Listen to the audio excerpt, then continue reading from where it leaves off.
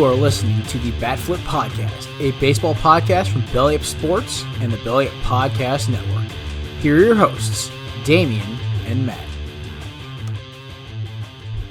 Welcome back, everyone, to the Bat Flip Podcast. My name is Damien. I'm here with my co-host, Matt. We are coming to you on January 19th, 2021.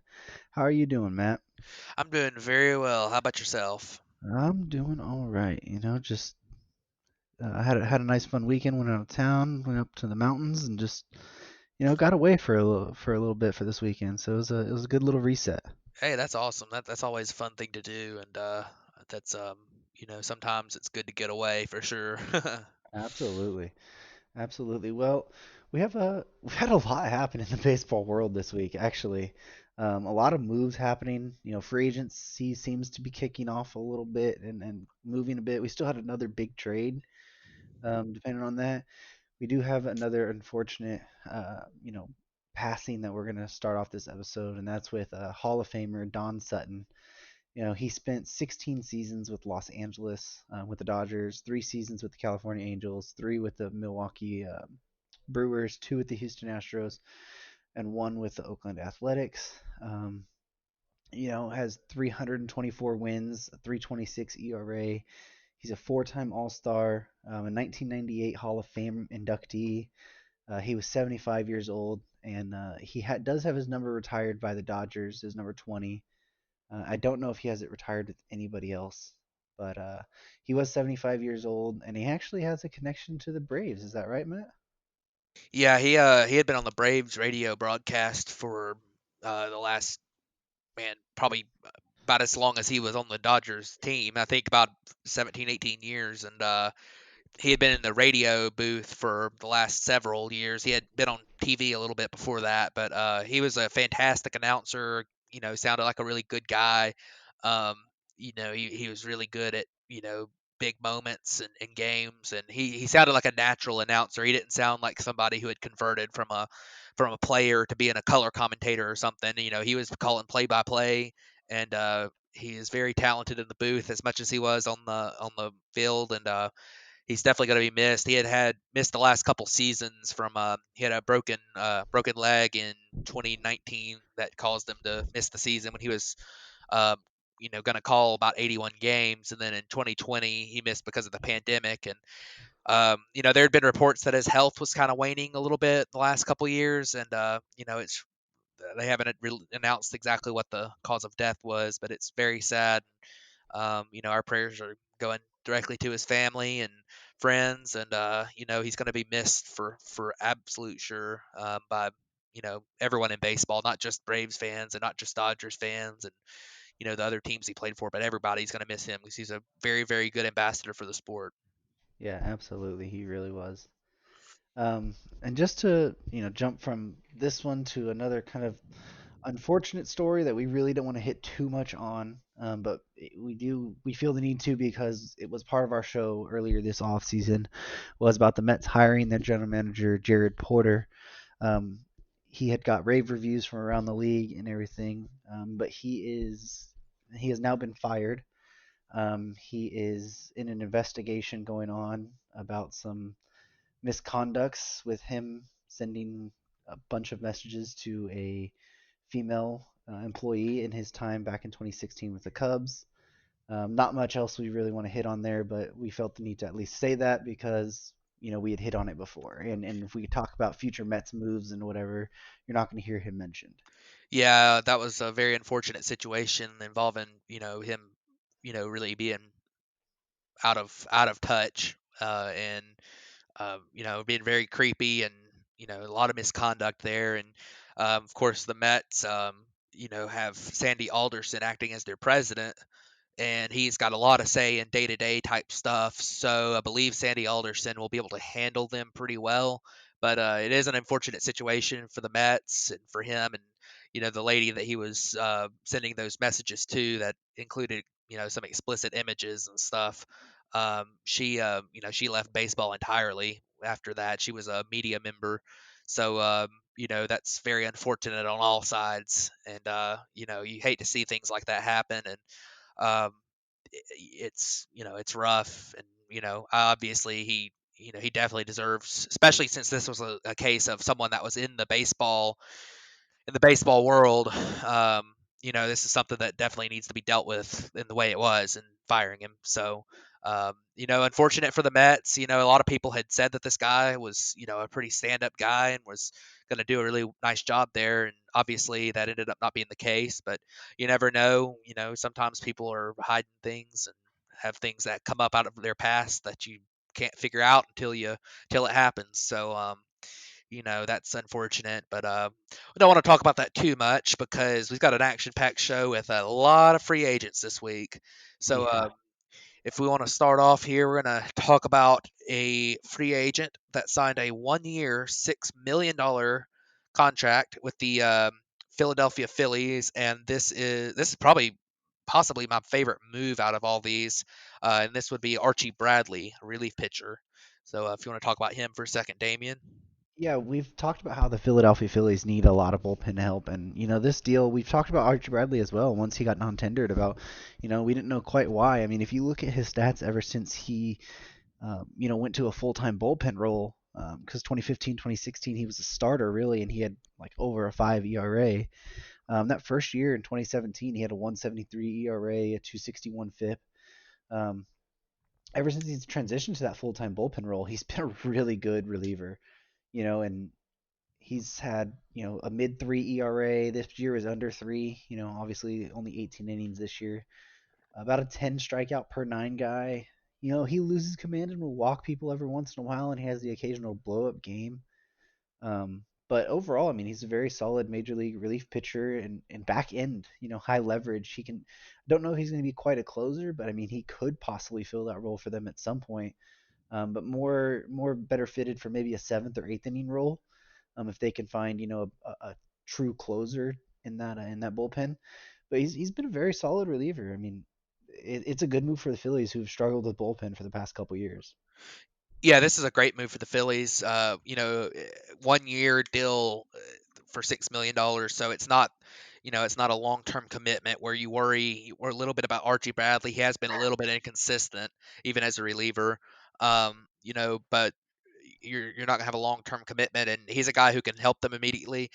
You mentioned he might not be a closer most places. I'm assuming he probably will in Philly at this point, at least with the state of their bullpen, but with he's a guy who can also pitch multiple innings at times. He has at least in his career as a reliever, and he was used a little bit of a jack of all trades type situation when he was with the D-backs, and he pitched really well this year, even though it was only 18 innings, but he threw well. He cut his walk rate a lot this year, so this is a good. I think this is a great move for the Phillies. I mean, there's really no downside to it. If he doesn't do well, he walks after this year, and you can spend that money elsewhere. But if he does well, you might be able to. If you're not in contention, then you can flip him at the deadline. He'd be a premium reliever, and he's a guy who's going to help you be in contention if you're the Phillies. So I think it's a good move for on both sides too, because Archie Bradley's going to get a chance to really be the guy in that bullpen. So I think it's Yeah. a great move. Well, our next move was also another bullpen move, and that was Pedro Baez. Signed a 2-year, $12.5 million deal with the Houston Astros. Pedro Baez coming over from the Los Angeles Dodgers. He's been a really good relief pitcher throughout his entire career with the Dodgers. He does tend to have his blowups in the biggest moments, it seems like. Other than that, though, I mean, he 288 ERA, 310, 318 the past 3 years. Has a decent strikeout rate. It kind of plummeted a little bit this year, but only in 17 innings. He can walk people at times. At times, he loses the field for either his fastball or his changeup and really becomes a one-pitch pitcher. Um, but over the course of a season, his nickname's Caballo. He gets a lot of workload, and you can trust him a lot of the times. To go in there and get some big outs for you. I mean, really, there's not much to say. I mean, he's an under the radar guy that really just he goes about his business, doesn't really make much noise, and he really gets unaffected like by his facial expressions and everything. He's just really calm with one demeanor the entire time. Um, so I mean, good move for the Astros, especially with them losing some of the key pieces out of that bullpen already. So Yeah, I agree with you on this one. Pedro Baez is a solid reliever. One of the stats that when I researched him a little bit, his career numbers, I'd always thought he was a pretty good reliever, but his worst career season, he had a 3.35 ERA, and I thought that was pretty spectacular. I haven't seen, typically with relievers as volatile as they can be, that's pretty impressive. But sometimes he's a guy who his peripherals aren't that great. In 2020, he had a 4.43 FIP, which is the fielding independent pitching stat. And as Damien mentioned, his strikeout dropped down to 6.88 from his career number of 9.33. Now, he didn't pitch much this year, innings wise, so that's definitely got something to do with that part of it. But he's a guy who's always outperformed his peripheral numbers. As I mentioned, his career fielding independent pitching is above 3.6. And like I said, his worst season in his career was 3.35. So it's interesting that he's might be a guy who it's hard to say, especially with it being a reliever. He might be a guy that is one of those that outperforms those metrics, or you might be seeing some regression coming here. So I do think it's a little bit riskier than a lot of people would probably consider that. Just looking at his career typical regular statistics. But 2 years, $12 million, a team option for a third year. You're not paying him a super premium. I think this is probably about what kind of deal he would get in a normal offseason. I think it's a pretty good move for Houston. They need relievers. They need somebody to be a consistent reliever for them, and I think that's what Pedro Baez is going to be. So I think it's a pretty solid move for them. But next guy, another Dodger from this past year and for a while, is has signed with the team that the Dodgers don't want to see their players sign with. As Alex Wood moved to the San Francisco Giants on a 1-year, $3 million deal, and I think we both have a lot to say about Alex Wood, huh? Yeah, I mean, when he started, he's a really good, middle of the rotation starter in the major leagues. He gets a lot of flack because his windup's weird and he doesn't really have a high strikeout rate, but he's really, in his years with the Dodgers, for his first year he came over, he only pitched 60 innings, but he had a 3.73 ERA, and then the next 2 years 150 innings each year, 272, 368. Those are very good major league numbers. He went back to the Reds, or he got traded to the Reds, and really struggled there. And then this past offseason, re-signed with the Dodgers, in more of a swingman role. He only started 2 games and only pitched really 12 and 2/3 innings. And his numbers didn't look that great, but I mean, small sample size, so one bad inning could unravel that. But he actually turned down a bigger deal from the Giants last year, because he said he felt like he had some unfinished business with the Dodgers and that this felt like a perfect scenario for him. And know that the Giants, president of baseball operations Farhan Zaidi was a part of that Dodgers front office when Alex Wood was there. So they have a good working relationship already. So it's not a surprise to see him go to the Giants, on a 1-year, $3 million deal, probably in line to start games for them. They had said they wanted a lefty starter, and now they get signed Alex Wood. So it'll be a good ballpark for him as well, because he's a really ground ball heavy pitcher. And then going to Oracle Park, which is even fly balls are very hard to get out of that ballpark. So bringing a ground ball pitcher in there should be even better for him. Yeah, that's a good point about Oracle Park, and Alex Wood definitely. I think you hit on it pretty well. He's a really good pitcher. He's got a career 3.45 ERA, and you line that up with some of the other guys that have signed. In fact, we'll talk in a little while about Jon Lester, and his career ERA is 3.6. So Alex Wood's got good numbers. He's in his career, he's pitched in 188 games. 138 of those are starts. So he has pitched a pretty good bit out of the bullpen, but mostly as a starter. And I think me and you would both agree, because he's played on both the Braves and the Dodgers, that he is better as a starter. I think he does a lot better, for whatever reason, coming out and pitching through an order a couple times and kind of getting into a rhythm, because it seems like there's been times he's coming out of the bullpen and had a really rough outing. Well, one thing that I've noticed with him as well is because he did it with the Dodgers, is he's a lot better out of the windup. Mhm. One year he tried to abandon his stretch, and he actually went on to struggle for a long time. And then he went back to the windup and did really good. And that's why when has gone to the bullpen, a lot of teams want him to get out of the windup and go just to the stretch. And that's when he really struggles quite a bit. Because the way his delivery is, it's a lot easier for him just to keep it in sync as in the windup motion instead of just trying to herky jerky it, straight out of a stretch.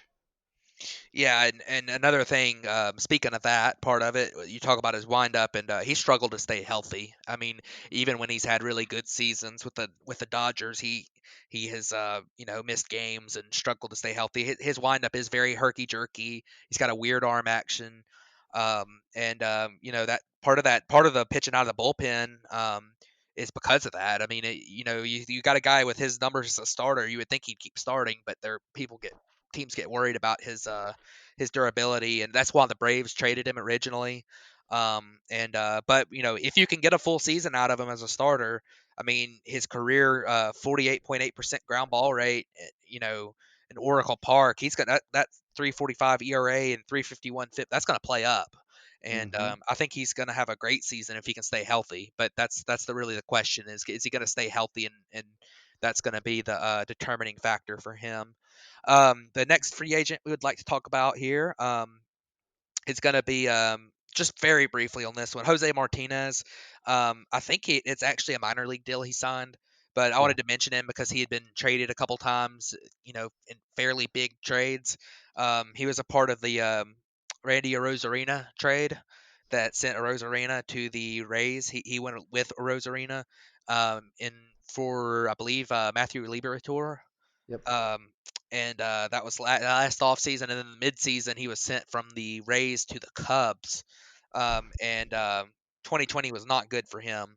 182 average, 265 on base, 295 slugging, and a 57 WRC plus. And to couple that with the atrocious defense he plays when he's out in the field, that isn't very good. But in his career, 289 hitter with a 356 on base and a 447 slugging with a 117 WRC plus. So there's a lot of upside with him as a hitter.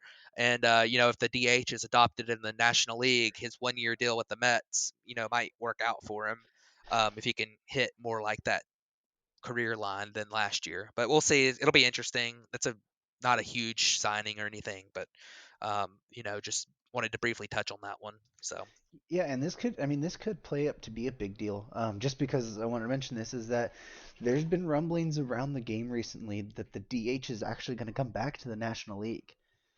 So a deal like this could be very under the radar. I mean, if you look at the 1 year where he got, over 500 plate appearances in 2018, he had 590 plate appearances. He was a 305 hitter with 364 on base. 17 home runs, 83 RBIs. That's very good. So if the absolutely. Mets could get, it's a minor league deal that if he makes the major league team, it's only going to be $1 million anyways. So, I mean, if the DH is coming to the National League, this is a guy you can put on your bench and maybe play as a DH every, couple days or something and give him, close to 500 plate appearances. And maybe you just found yourself, a very good major league hitter. I mean, because if he's a hitter, he's shown to be pretty decent at that. But we'll see. We'll see how that turns out. Our, Absolutely. our next deal we had was veteran catcher Kurt Suzuki had signed a 1 year, $1.5 million deal with the Los Angeles Angels of Anaheim. Yeah, this is a pretty good deal. I'm real familiar with Kurt Suzuki from his time in Atlanta in 2017 to 2018. He's a pretty solid hitter for a catcher. His career line is a 259 average, 316 316 on base, 392 slugging, 91 WRC plus. He's got 10 career wins above replacement, which is pretty solid for a veteran, kind of platoonish catcher for most of his career. He's had above average seasons at the plate in each of the last 4 seasons, above 100 WRC plus, and two of those with Atlanta and two of those with Washington.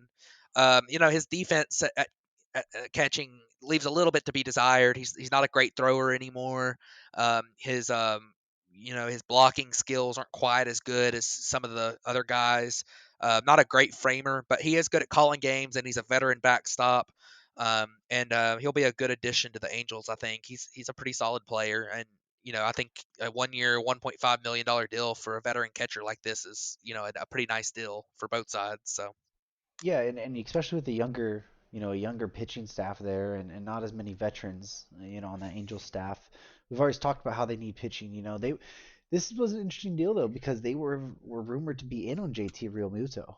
Obviously Suzuki's going to be a lot less money, but if they make this deal, that means maybe they're pivoting to, maybe spending that money in a starting pitcher to bring along with Kurt Suzuki.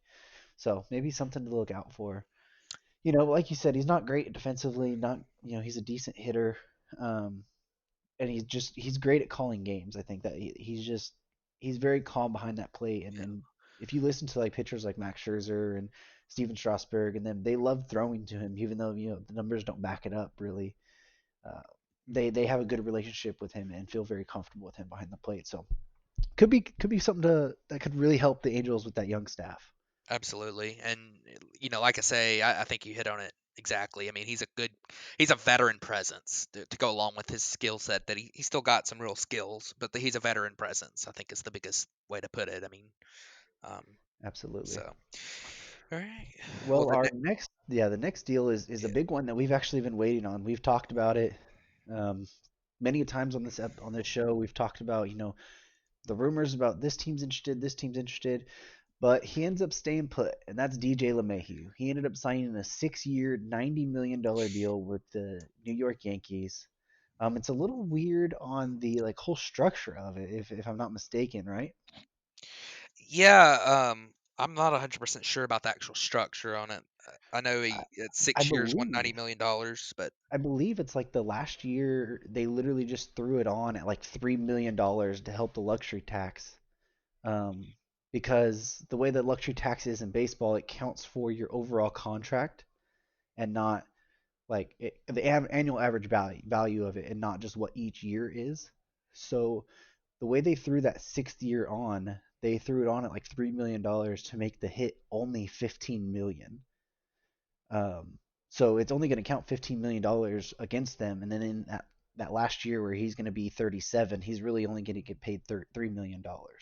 gotcha. That makes sense. I'm not 100% sure why he would agree to that. I mean, but I guess $3 million Well, for a 37-year-old second baseman might not he be the wanted worst thing in the world, but he wanted the extra year, and the Yankees wanted a certain AAV to help them stay under the tax. Really.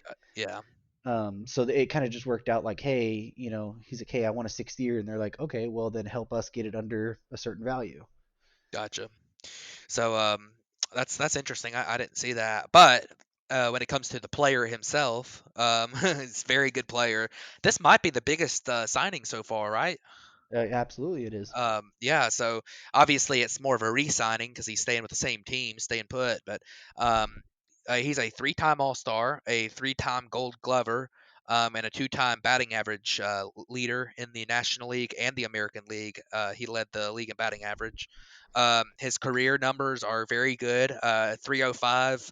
357 on base, 430 slugging, and a 100 WRC plus, with while playing Gold Glove caliber defense at second base, which is pretty solid. But I mean, what's happened since he's gotten to Yankee Stadium and to the New York Yankees has been a power surge.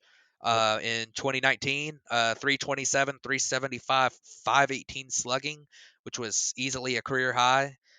26 homers. That's a 136 WRC plus, and he put up over 5 wins above replacement.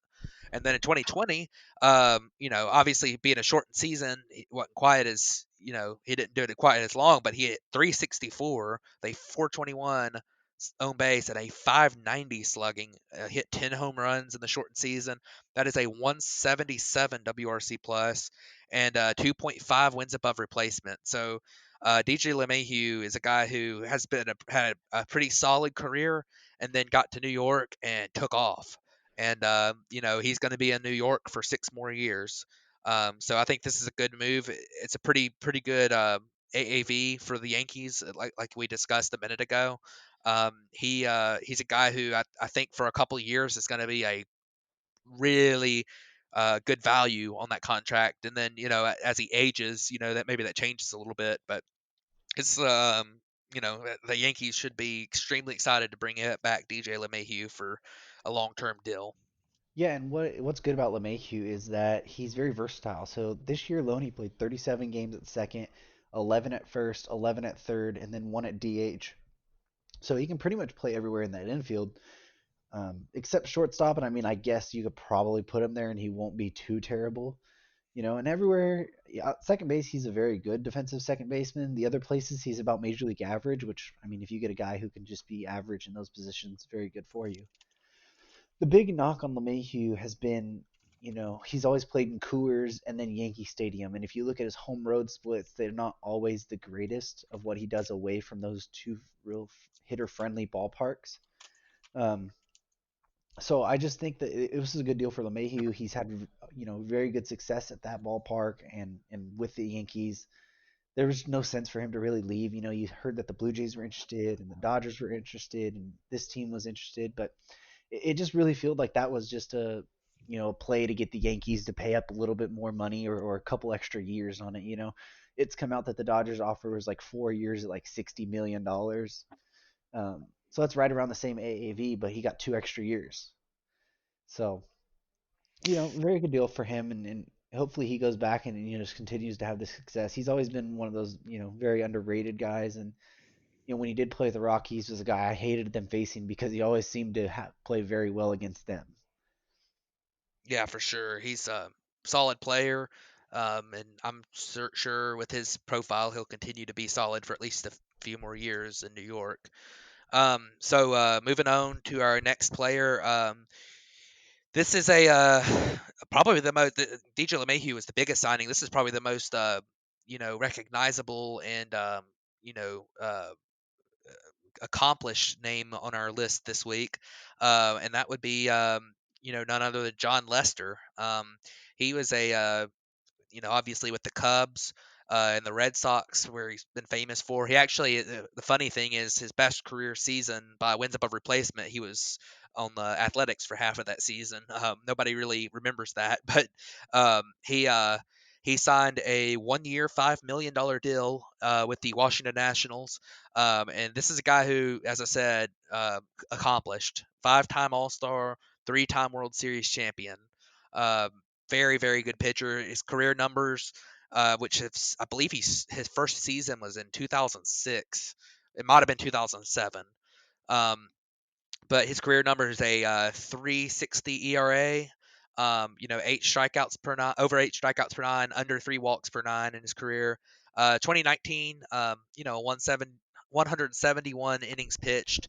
A 4.46 ERA. His numbers have started to rise late in his career. This past year, 61 innings pitched. So that's pretty much a full load for the pandemic shortened season. He threw his strikeout rate dropped down to 6.2 strikeouts per nine. And his ERA went up over 5 for the first time in his career. So this is a guy who is in the last few years of his career, and veteran presence, maybe a stabilizing part of that Nationals rotation that they really need stability because of pitching injuries to their front runners in that rotation, and Scherzer getting on up there in age. So I think this is a pretty good signing for Washington, and I think for Jon Lester, he's gonna go to a different team that maybe I don't know if Washington's going to be a contender this year, really, but they're probably in a better position than the Cubs to figure something out. So this will be a very cool, very solid move from both ends. Yeah, and what I found it interesting because he signed the 1 year 5 million with the Nationals. But he had went to the Cubs like once he had this offer and was like, "Hey, give me like 1 at 3." He was willing to take a discount, and they couldn't come up with the $2 million or whatever, even that to sign him. So that just kind of gives a little glimpse at what the Cubs are thinking. But as far as Jon Lester's concerned, I mean, one thing that you didn't really mention that's going to be big for this Nationals rotation is that he just goes out and pitches every single time. He never misses a start. If you look at all the way from 2008 to 2019, his lowest start total was 31, and he did that twice. Everything else is 32 and 33. Outside of obviously the pandemic shortened season this year in his first 2 seasons. But he's a guy who will just take the ball, and with that rotation that has the health uncertainty of Max Scherzer, of Steven Strasburg, even Patrick Corbin can be really inconsistent at times. You get a guy like Jon Lester who will just go out there and every single time he's going to give you about 5 innings. On a good day he'll give you 6, and then you can just get out of there. But he'll always be there to take the ball. And so with the team that doesn't have a lot of depth, even, and with your big horses in that rotation, being health risks, injury risks, a signing like this, it could pay off, be a good payoff, and then maybe if he pitches well enough, you could flip him at the deadline to a contender possibly. Oh yeah, absolutely. Either you're going to be in position to contend at the deadline, and in which case Jon Lester is probably a big part of that, or you're going to end up being in a situation where you got somebody maybe you could trade to a team that has some injuries or something. Or Um, even that, who wants a veteran clubhouse Oh presence for a yeah, stretch run. for sure, and he's a good postseason pitcher too, so that could be a part of it as well. Um, but he's not the only very accomplished veteran pitcher. In fact, this other guy at his peak is probably better than Jon Lester at his peak. And for his career is probably a more consistently good pitcher than Jon Lester, although it hasn't been quite as long term of success, and that would be Corey Kluber. He signed a 1 year, $11 million deal with the New York Yankees. He's a 3-time All-Star and a 2-time Cy Young winner. This is a guy who, for his career, his numbers are absurd. A 3.16 career ERA and a 2.99 career fielding independent pitching, which is absolutely insane. He has a 9.8 strikeout per nine rate and a 1.96 walk per nine rate, which is also insane. As I said, a 2-time Cy Young and a 3-time All Star in Cleveland. But the issue here and the reason he's not signing a mega deal is, obviously age being part of that too. But he missed almost all of 2019. He only pitched 35 innings in 2019. And then he pitched 1 inning in 2020. So, a grand total of 36 innings over the last 2 seasons. Um, Injuries have caught up to him and have really derailed what was, possibly the best pitcher in baseball for a while. At least the best pitcher in the American League. There's obviously a couple of guys in the National League that could hold that throne too. But Corey Kluber was consistently a monster, and I think New York. This is with that money. I mean, for a 1 year deal, it could affect New York on being able to bring in a couple other free agents this year. $11 million in this pandemic. Affected season is it's not a tiny price, but with a guy who's as risky as Kluber is coming off these injuries. But it's a 1 year deal, so if that doesn't work out this year, then obviously they can move on after the season. But this is a guy who, if he's fully healthy and he's back to form, he is probably the best pitcher on the Yankees if he's at his peak form, which is saying something because they have that Garrett Cole guy too. But we'll see what Yeah, happens here. and this came out of nowhere, really. I mean, Corey Kluber, he had a bullpen last Wednesday that I think they said 24, 25 teams showed up to, and he was hitting 88 to 90 on his pitches already. And for this, into the middle of the off season like this, those are really good numbers already. Once he starts ramping up into spring training and then, into the middle of the season, you're looking at a guy who could be, up to 92, 93 again. Um, and with his pitches, with his sinker, with that fastball, with the cutter, the slider he has, that's absolutely enough to be disgusting and to be filthy. Um, so it's good to see that the velocity is back, because it had been something that had been, a talking point from that 2019 year, and even in 2020, something we knew wasn't right in that 1 inning. So that's good. And hopefully he can have that health in it. That Yankees rotation, they're going to be the ultimate boom or bust rotation because you're going to have guys like Luis Severino coming back off Tommy John. You're going to have Corey Kluber. You're going to have what's Domingo Herman going to be? Is he even going to pitch? You got a couple younger guys in Diego Garcia and Clark Schmidt. Obviously you have Garrett Cole at the top, but what are your other guys going to give you? Signing Corey Kluber, it takes them pretty much out of bringing Masahiro Tanaka back. Most likely takes them out of bringing James Paxton back. And not sure what other starting pitchers really fit that. I mean, if you're looking for a couple depth pieces, maybe.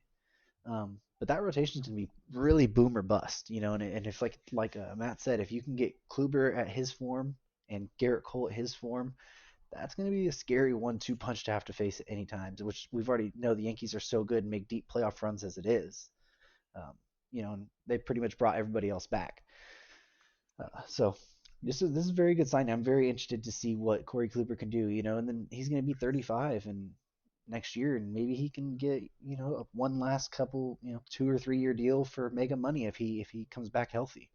The one thing is he did turn down bigger deals to go to the Yankees and have a shot to win, and be in the New York spotlight pretty much. So that's something interesting to say. Maybe he had a deal for a guy, he had a deal maybe for like $15 million, and when coming into this offseason, we didn't know if he would get five. And to turn that down to $4 million even to go have a shot to win, it says something about what he thinks of himself right now. So. Yeah, that's definitely true, and I think that's going to be one of the more interesting stories to look at as the season begins here, not too far from now, just a couple months. So that's pretty much it for the free agents this week. We just had one today that Kirby Yates has signed with the Blue Jays. We'll discuss that one next week as the news just broke earlier today, and the contract terms and stuff are still up in the air a little bit, but we'll probably talk about that one some next week on the show. So now let's move on to, we had a semi-major trade. I wouldn't quite call it a blockbuster, but pretty big trade here this week, as the San Diego Padres once again make a move for a starting pitcher, and this time they have gone after the Pirates starter Joe Musgrove, who is a pretty solid pitcher, younger guy. The New York Mets were involved in this deal. This was a 3-team deal. The Mets got Joey Lucchesi from the Padres, and the Pittsburgh Pirates, where the Joe Musgrove is from, acquired a bunch of prospects. Hudson Head, David Bednar, Omar Cruz, Drake Fellows, they all came from San Diego, and Indy Rodriguez came from the New York Mets. So, Damien, if you want to talk about the big league pieces involved in this deal, and I'll get the prospects after that.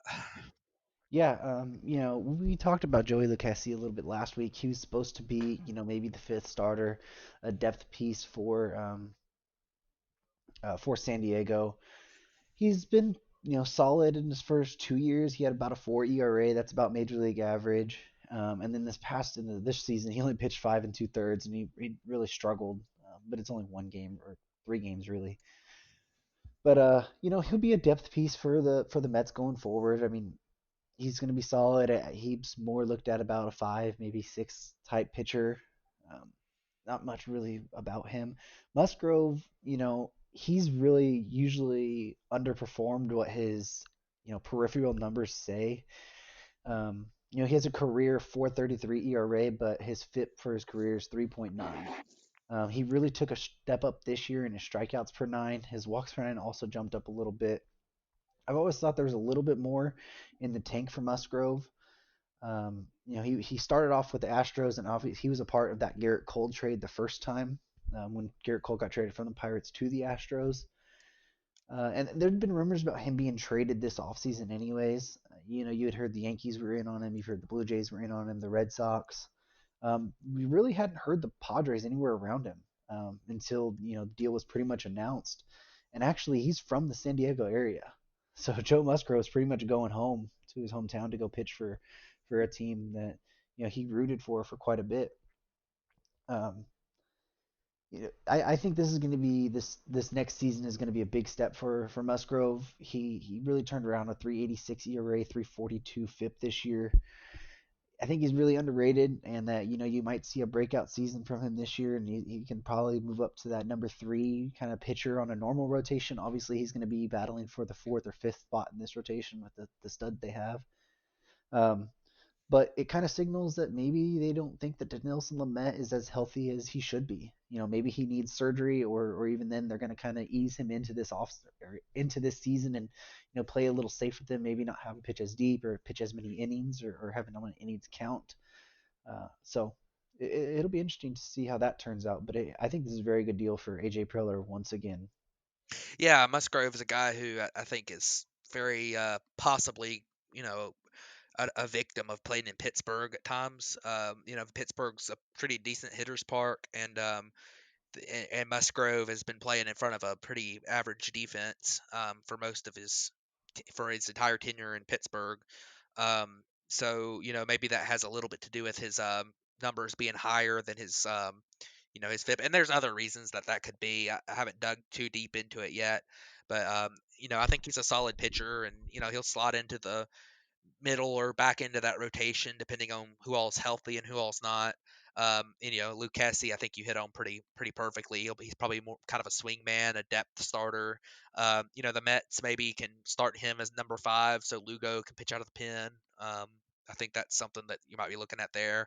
But the main thing here is the return that the Pirates got that we haven't discussed yet.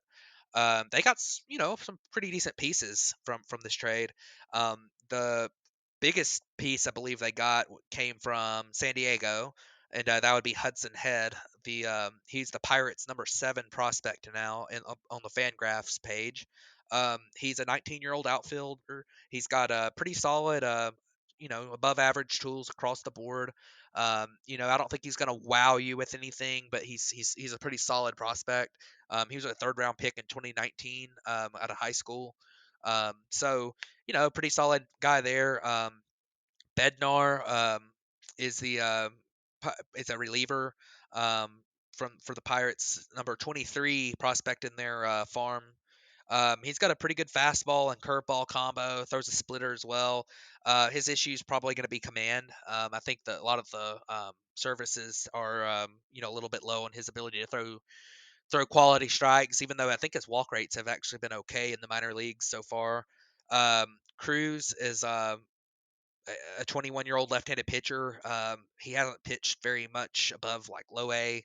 Um, he's got really high strikeout numbers, but poor command. He's not on any prospect lists, top 30s at least. Probably, ends up being a reliever. Drake Fellows is actually a very interesting guy. He was a 6th rounder out of Vanderbilt in 2019, but he has yet to pitch in the minor leagues because of battling lymphoma.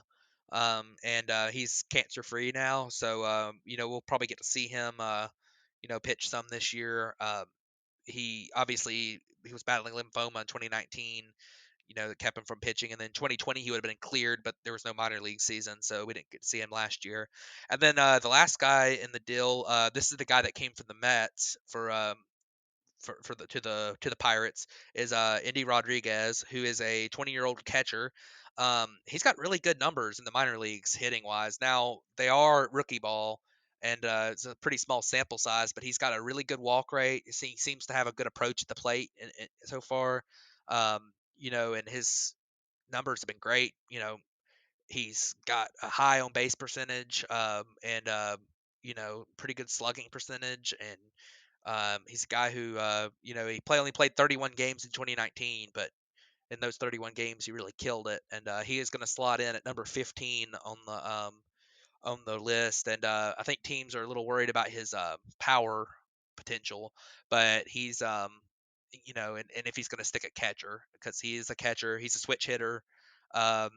Maybe compare him a little bit to Victor Caratini in the future. It could be a comparison for him, but interesting stuff here. I think the Padres definitely got 5 guys, and they got 3 guys that are slotting into their top 30 list. So definitely got some quantity of pretty good players. I think you look at the Musgrove, a guy who probably could have fetched you a top 100 prospect, but that probably would have been about it. So very interesting stuff here. I'm pretty excited to see what the what the outcome of this is. It'll be interesting to see if Musgrove is able to improve on those get those peripheral numbers in line with his ERA and improve on that ERA a little bit. And if he does, then that just gives the Padres another piece. And like the last thing the Padres need is more pieces. So um, they're it's a pretty solid deal right there. Yeah, absolutely. It's a good deal for all the way around. Pittsburgh gets some decent prospects for a guy who wasn't going to be around really when they were, ready to win again. The Mets get, another depth kind of bullpen arm for, a third string catcher that they just, they probably won't need because they just signed James McCann. And, San Diego gets another serviceable number 4, number 5 starter that can, play above that in that rotation. So Yeah. it's one of those deals that's a win-win-win all the way around. Yeah, and it's worth mentioning too that Joe Musgrove actually has 2 years of control. He's got 2021, and then he's ARB eligible in 2022. He doesn't become a free agent until 2023. So I think that was worth mentioning because it's not just a 1-year rental deal here for him. Absolutely. Well, I think that's all we pretty much have on this episode, unless you got anything else. I mean, I don't have anything else real important to add. Just glad that the market's starting to move along a little bit, and it's interesting to see that the Padres are really the team that's made all the moves. I mean, we've seen some teams make some moves, like Mets have made a few moves. You've got teams obviously have traded away guys. But most of the moves that teams have made, maybe you could argue the Braves early on made a couple of pretty big 1-year signings with money wise, in Drew Smiley and Charlie Morton. But in the last for when it comes to just teams adding lots of pieces and going into contention mode, I mean, you really haven't seen all that much. Washington's been pretty active the last couple of weeks, adding Lester and Schwarber, adding a couple of Chicago Cubs.